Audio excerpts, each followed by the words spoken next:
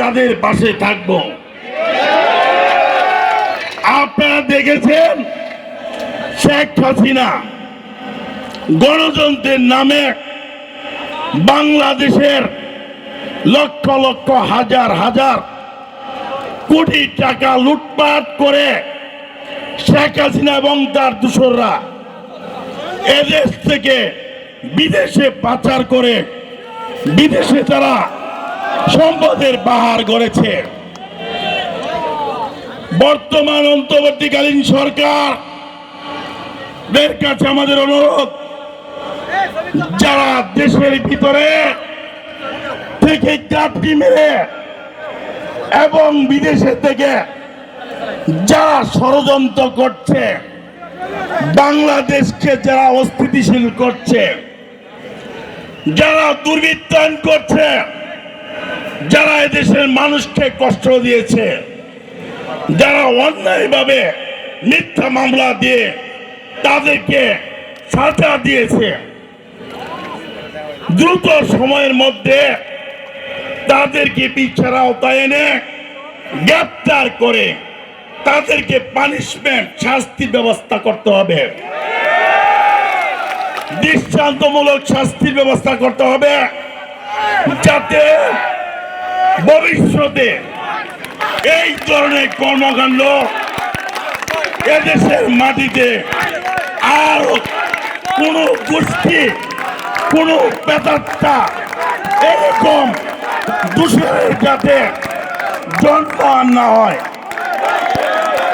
আমাদের নেতা বলেছেন আমরা একটা বৈষম্যহীন মানবিক বাংলাদেশ চাই, সাম্যের বাংলাদেশ চাই। এখানে কোনো পার্থক্য করা যাবে না। আমি 5 তারিখের পরে বলেছিলাম আপনার কেউ চাঁদাবাজি, জমি দখল, অন্যায়ভাবে মানুষকে হয়রানি, মিথ্যা মামলা দিয়ে মানুষকে হয়রানি যারা করবেন, যারা মানুষের সম্পদ লুটপাট করবেন, যারা মানুষের সাথে খারাপ আচরণ করবেন, তাদের জায়গা বাংলাদেশ জাতীয়তাবাদী দলে নেই। আমাদের দলের নেতা ইতিমধ্যেই আপনারা দেখেন মাঝে মাঝে উনি ফেসবুকে, সামাজিক যোগাযোগ মাধ্যমে লাইভে এসে এই কথাগুলি কিছুদিন পরে পরেই বলেন। কাজেই আপনাদের প্রতি আমাদের উদাত্ত আহ্বান, আপনারা মানুষের পাশে থাকবেন, মানুষের বিপদে আপদে আগায় আসবেন, মানুষকে কষ্ট দেওয়া যাবে না। যারা শহীদ হয়েছে, শহীদের রক্তের সাথে বেইমানি করা যাবে না।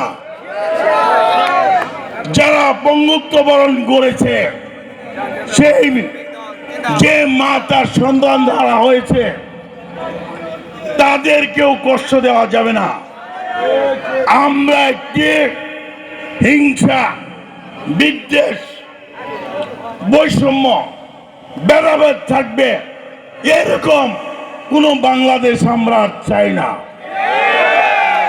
আমরা লুটপাটকারীকে বর্জন করব, আমরা নিজেরা তুলে নেব না। আপনারা জানেন আমাদের নেতা তারেক রহমানের সাথে বর্তমান অন্তর্বর্তীকালীন সরকারের প্রধান নোবেল বিজয়ী অধ্যাপক ডক্টর মোহাম্মদ ইউনূসের সাথে সৌহার্দ্যপূর্ণ পরিবেশে আলাপ আলোচনা করে উনি কিন্তু একটা সিদ্ধান্তে পৌঁছেছেন।